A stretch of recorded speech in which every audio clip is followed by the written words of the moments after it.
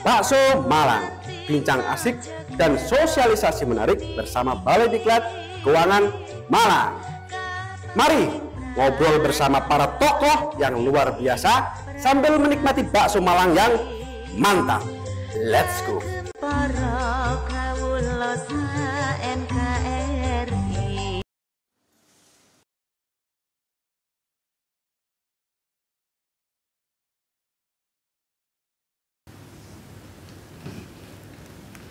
Duh, kok lapar ya? Ada suara bakso nih. Mas, bakso satu dong, Mas. Campur ya, satu. Ya, pedas, Mas.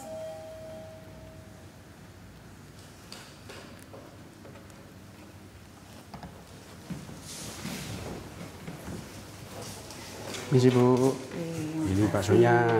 Oke. Ya, ini sesuai request. Oke. Campur ya, pedes. Tambahin lagi Bu. Kurang pedes. Ya, monggo. Terima kasih. Duduk dulu Mas. Duduk dulu nih sebelum saya kok kelihatannya baksonya enak gitu. Boleh nih Bu, ngobrol Bu ya? Oh boleh. Udah berapa lama Mas jualan bakso? Jualan bakso, ya 5 tahunan Bu, jalan. 5 tahun, lumayan ya? Ya lumayan lah. Ya sebelum, kita belum kenalan ya? Oh iya. Saya Fatima Mas, saya ini ngajar. Oh itu ngajar? Ngajar. Nanti kalau belajar mau nanya-nanya boleh ke saya. Asal saya bisa jawab ya. Oh gitu ya. Saya Cak Bogel Bu. Oke. Bakso Malang Cak Bogel. Cak Bogel. Ya nanti pasti beda rasanya. Oh iya, belum pernah nyoba soalnya. 5 tahun udah cukup lama ya, kok saya baru lihat gitu. Ya lumayan Bu, mungkin saya belum keliling kompleks ini kali Bu, ini pertama kali.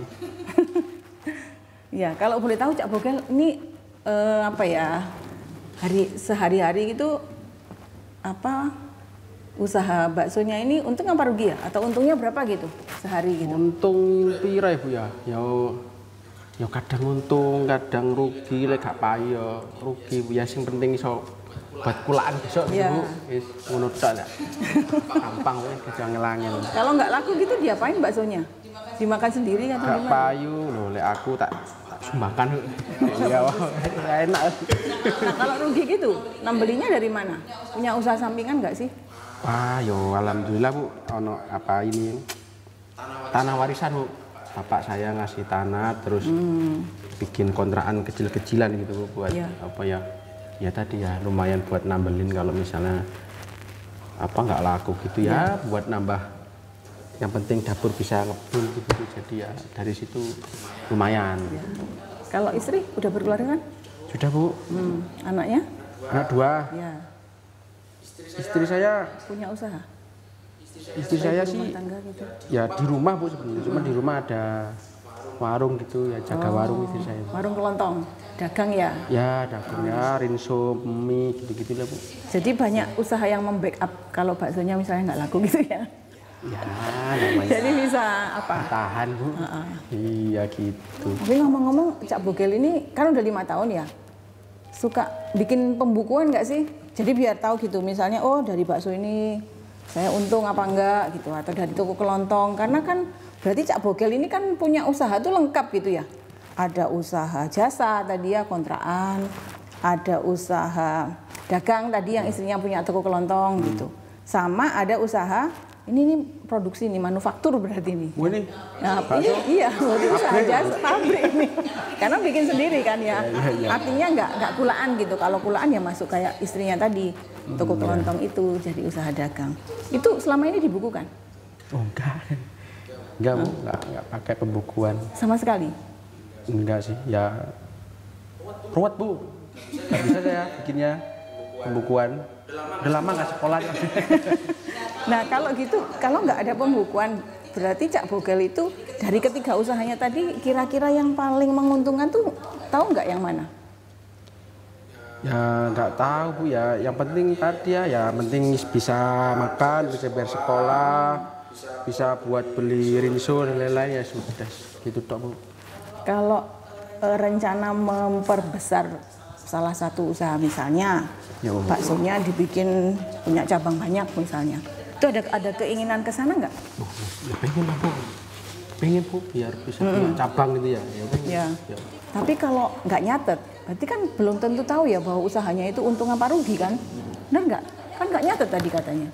Siapa tahu selama ini itu rugi sebenarnya tapi karena punya banyak usaha jadinya ditutup dari usaha yang tadi kan gitu. Nah berarti harusnya ya Cak Bogel ini harus bikin pembukuan gitu. Oh ya. Iya, kenapa? Karena tadi misalnya Cak Bogel pingin memperbesar usaha. Selama ini pernah nggak butuh apa? Benar-benar tuh usahanya ini stuck gitu ya misalnya atau kok nggak ada yang buat nambeli, saya harus pinjem gitu, pernah nggak? Ya pernah Bu sih. Nah, pinjemnya dari mana biasanya? Ya keluarga, temen lah yang sanggup bayar. Yang kenal-kenal gitu ya? Kenal-kenal gitu. Kalau yang kenal-kenal kan nggak bisa banyak, benar nggak?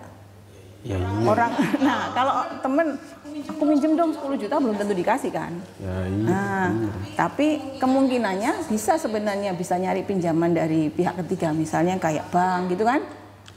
Yo kan lek bank syaratnya akeh Bu. Ya, apa syaratnya? Tahu nggak? Yo surat kadang kokon gawe catatan segala macem lah. Nah itu makanya tadi kan saya bilang ya butuh dicatat. Jadi ketika Cak Bogel ini misalnya butuh mau pinjem gitu ya ke bank, berarti kan bank itu pasti nanya yang akan kita modali yang mana nih misalnya kan gitu. Oh ini Pak usaha bakso saya, seberapa menguntungkan sih usaha baksonya kan gitu, pasti ditanya. Nah Cak Bogel kan akan mudah menjelaskan kalau sudah punya pembukuannya gitu, catatannya. Oh ini loh Pak laporan saya bahwa untung saya 1 tahun itu segini gitu. Kemudian harta saya itu ini gitu kan. Kemudian posisi keuangannya dari tahun ke tahun itu seperti ini, dari awal mulai ketika berdiri sampai 5 tahun itu seperti apa progresnya kan kelihatan gitu. Nah itu makanya bank tuh nggak akan dengan Cak Bogel itu membuat pembukuan, bank itu kan akan merasa yakin ya, atau mungkin pihak ketiga itu akan merasa yakin bahwa oh usaha ini tuh patut dimodali tuh karena selama 5 tahun dia progresnya naik terus misalnya kan gitu. Oh. Itu contohnya ya. Bang perlu delok iki Bu, perlu nyatet juga. Iya. Makanya nanti jadi banyak keuntungannya ketika kita membuat pembukuan ya atau mencatat usaha kita gitu. Selain tadi misalnya Cak Bogel kan tadi bilang bahwa selama ini saya nggak tahu usaha saya itu untung apa rugi. Kalau mungkin misalnya ya kalau yang kayak kontrakan tadi itu kan kecil ya kemungkinannya rugi ya. Tapi kalau yang usaha kelontong misalnya mungkin ada banyak barang yang selama ini dijual nggak laku terus sebenarnya dia sudah kedaluarsa kan harus dibuang tuh. Nah dari situ kan berarti sebenarnya usaha kelontong ini juga ada barang yang mungkin ada masa daluarsanya. Kalau yang cepet-cepet tuh harusnya kita kan pulaannya nggak usah banyak misalnya. Jadi itu nanti bisa juga untuk ngatur kira-kira untuk usaha jasa toko kelontong tadi. Saya harus kulaan barang-barang yang cepat laku misalnya. Kalau yang cepat laku kulaannya bisa banyak misalnya. Jadi kan bisa untuk kontrol itu juga. Nah untuk yang ini, yang produksi ini tadi kan juga Cak Bogel bilang saya nggak tahu Bu untung ruginya, yang penting jalan aja. Padahal Cak Bogel kan nggak tahu. Ini tuh sebenarnya ditutup dari usaha yang lain tadi gitu. Iya benar. Nah dari situ kan sebenarnya Cak Bogel selama ini juga nggak tahu ya biaya-biaya atau misalnya kayak jualan bakso itu kan tadi kulaan ya. Kulaan tuh misalnya daging, terigu, telur gitu ya, bumbu-bumbu gitu kan. Nah terus kan diproses kemudian kembalinya uang itu jadinya berapa, bener nggak? Ya. Misalnya kulaannya 100, ternyata dapatnya cuma 70, berarti kan sebenarnya rugi, ya kan? Nah tapi karena nggak pernah nyatet dan ini bisa ngambil dari tempat yang lain, akhirnya ya Cak Bogel ini sebenarnya yang harusnya usaha ini bisa nggak usah diteruskan gitu ya, jadinya tetap akan diteruskan gitu, karena nggak tahu untung ruginya tuh berapa gitu kan? Berarti soalnya gitu. Saya nggak tahu usaha yang mana yang menguntungkan, mana yang rugi, karena tadi keuangannya itu campur iya, nyampur jadi satu. Belum lagi kalau dibuat-buat istrinya ke pasar misalnya atau kebutuhan rumah tangga sehari-hari ya, kan tuh ngambil dari mana juga nggak tahu. Gambar gitu sekolah, kan? Nah, yang nyampur jadi satu gitu kan. Nah sebenarnya kalau kita itu punya usaha ya, harusnya modal antara usaha dengan yang untuk kebutuhan sehari-hari itu harusnya dipisah gitu. Itu dan selain itu kita bisa fokus nyatet untuk yang keuangan usaha kita gitu. Itu Cak Bogel. Jadi nah kalau ini Bu misalnya istri kita nggak ngerti nih, ya kan ya, dia main ambil aja uang. Nah itu ininya gimana Bu? Nah sebenarnya kan karena tidak ada pencatatan tadi, kan dia itu kan karena uangnya nyampur ya. Walaupun sebenarnya uang itu harusnya dipisahkan tuh. Oh ini uang rumah tangga, ini uang ini. Kalau dia misalnya karena nyampur tadi, misalnya ini habis yang untuk kebutuhan rumah tangga kan bisa jadi ngambil uang usaha gitu. Yang harusnya itu dianggap untung, jadi rugi nih karena uangnya cuma segini gitu. Atau boleh dicatat juga gitu? Harusnya dicatat. Misalnya ini pinjam dulu buat biar sekolah. Boleh, tapi iya. Apalagi ini usahanya kan tidak melibatkan banyak orang ya. Bisa kita sebut tuh kayak usaha perorangan gitu kan. Nah karena usaha perorangan sebenarnya boleh pemilik itu ngambil, tapi harus dicatat gitu. Nah jadi semua transaksi itu harus dicatat. Jadi ketahuan ya. Ketahuan nanti. Nah tadi ya selain tadi untuk nyari pinjaman tadi, kemudian selain juga untuk tahu untung ruginya. Jadi kalau kita tahu untung ruginya, ini kan akan bermanfaat untuk ketika kita butuh pinjaman tadi. Oh, bank atau pemberi pinjaman akan tahu, oh usaha ini visible atau apa, bahasanya gampangnya apa ya? Ini mungkin untuk dibiayai, layak untuk dipinjamin apa enggak gitu. Layak untuk dikembangkan enggak sih, layak untuk didukung apa enggak gitu. Itu. Terus yang ketiga, kita bisa tahu dari selama ini yang kita keluarkan uangnya itu banyakkan di mana? Apakah banyak untuk bayar, misalnya ada komponen biaya itu yang terlalu besar. Misalnya gini, kulaan daging nih misalnya. Oh kulaan daging itu biasanya berapa? Terus kulaan apa lagi? Misalnya untuk sambal ya, cabai misalnya. Itu kan harganya fluktuatif tuh. Nah kita kan bisa tahu gitu loh. Karena kemarin kita nyatet, oh kemarin catatannya segini, kok sekarang segini. Berarti komponen biayanya itu kan berubah ya.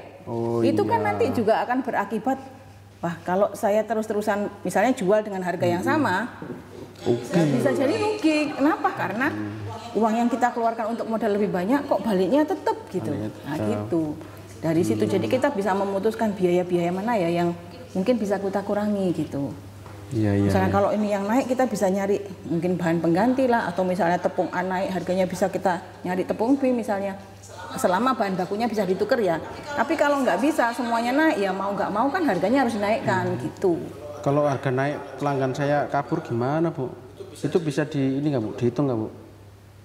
Caranya misalnya bakso saya belanja dagingnya harganya jadinya 170. Nah, naik jadi ya dari 200. Nah, terus bakso saya kira-kira berapa harganya? Iya, kalau jadi gini, misalnya Cak Bogel tuh dari awal menetapkan saya harus dapat untung dari kulaan saya 20%, kan gitu. Nah, itu kan dengan kenaikan ini ya tetap harus dinaikkan marginnya tetap 20% kan gitu ya. Untungnya pokoknya saya tetap dapat 20%. Tapi itu juga akan bisa dilakukan kalau Cak Bogel nyatet kan gitu. Kalau nggak nyatet ya nggak bisa. Nggak ngerti ya. Iya. Termasuk tadi kontrakan berapa, biaya kontrakan itu apa aja sih? Bisa misalnya listrik ya, mungkin butuh orang untuk bersih-bersih. Terus apa lagi? Biaya biasanya kalau kontrak, mungkin PBB gitu-gitu ya, air, listrik dan lain-lain gitu. Perawatan. Perawatan. Kalau misalnya Cak Bogel udah ngitung nih, setahun tuh biaya perawatan sekian, listrik sekian, PBB dan lain-lain, kan itu kan masuk komponen biaya tuh ya. Terus uang yang didapat berapa dari kontrakan itu? Ini nutup nggak sih kontrakannya? Jangan-jangan terlalu murah nih saya ngasih kontrakan kan gitu. Nah itu bisa juga. Jadi intinya yang namanya usaha itu tadi harus dicatat. Harus catat ya. Nah proses pencatatan nanti tak ajarin ya. Kita untuk menghasilkan laporan keuangan yang baik itu ada prosesnya gitu. Dengan menggunakan laporan keuangan moro-moro. Nah gitu, karena tadi yang Cak Bogel nanti hadapi itu kan pihak bank misalnya ya, kan harus dibuat laporan keuangan yang standar gitu. Oh, caranya, ada caranya. Ada, nanti kalau Cak Bogel kesini lagi deh. Oh gitu. Tak jelasin iya, tentang itu. Nanti saya belajar lagi lah. Kalau kan keburu lapar ya, jadi kayak makan dulu. Udah dingin nih. Jadi. Ya mau nanti saya boleh saya kesini lagi nanti belajar yang cara membuat laporan keuangan tapi cuci angel-angel Bu ya. Iya. Nanti jelas kan bisa nanya gitu. Iya. Nanti boleh istrinya kan ini dikelola sendiri-sendiri ya. Cak Bogel yang usaha bakso, yang istrinya usaha apa kelontong. Mungkin kalau yang jaga kontrakan atau mungkin itu orang lain lagi. Kalau orang lain lagi ya boleh. Boleh, aja. ikut belajar boleh ya. Oh, iya. Kayak seperti yang saya bilang tadi, usahanya Cak Bogel ini udah lengkap tuh. Oh, iya, dari jasa, dagang, manufaktur, produksi gitu. Termasuk pengusaha begitu. Pengusaha. Masih kecil Bu, mikro, masih Mikro, kecil. nggak apa-apa. Bu. Tapi ada kemungkinan untuk diperbesar. Oh iya. Ya, tapi belajar akuntansi dulu. Nggih, siap Bu. Oke. Matur Nanti nuwun. belajar lagi ya. Iya, matur nuwun. Saya balik muter lagi. Oke, terima kasih. Semoga lancar ya. Nggih Bu, monggo Bu. Assalamualaikum. Oke, waalaikumsalam. Awuh kang sinapta pungkasing prahara dang yang sabda balon naya kenggong ngendika